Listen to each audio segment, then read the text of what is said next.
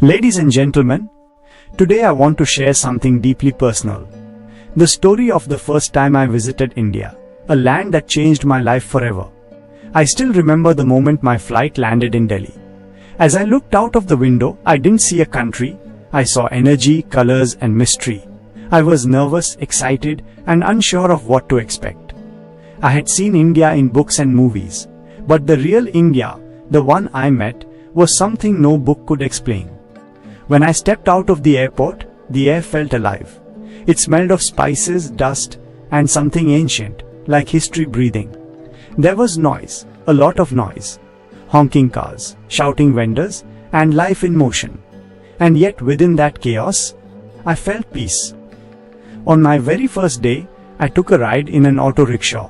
The driver smiled and asked, "Where to, sir?" I showed him the address, and we zoomed into traffic. It was madness. Cars, bikes, people, animals, all on the same road. And yet, everyone moved like dancers in a rhythm only they understood. I held on tightly, but I laughed like a child.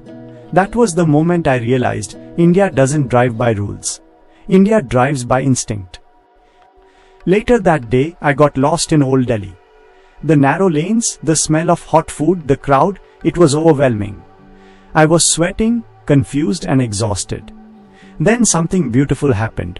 A small chaiwala saw me looking lost. He walked up, smiled, and handed me a cup of tea. We didn't speak the same language, but in that moment, we spoke the language of kindness. That's when I understood. India is not just about monuments, traffic, or festivals. India is about people. It's about eyes that smile, hands that help, and hearts that connect. I went on to visit temples, where people bowed with deep devotion. I didn't understand the chants, but I felt something powerful. In the silence of prayer, I found my own peace. I walked through villages, met farmers, and sat on the floor sharing meals. No one asked me where I was from. They asked me, "Did you eat?" That was their way of saying we care. I saw poverty, I won't lie. But I also saw dignity, resilience, and joy that no money can buy. I met children who had nothing but books and dreams. And in their eyes, I saw hope, the kind that never dies. I came to India as a tourist, but India didn't treat me like one. India treated me like a guest, a brother, a soul. Every time I was lost, someone guided me. Every time I was confused, someone smiled. Every time I was alone, someone spoke to me, even with broken English or just hand gestures. And somehow, I always understood. India showed me a mirror, not of how others live, but of how deeply we can feel, share, and celebrate life together. It changed me. Now when life feels cold or mechanical, I close my eyes and return to India, not the place, but the feeling.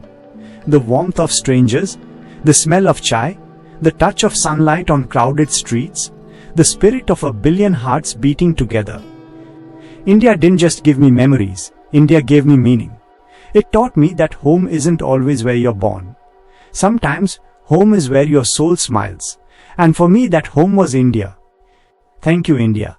And thank you all of you for listening to my story.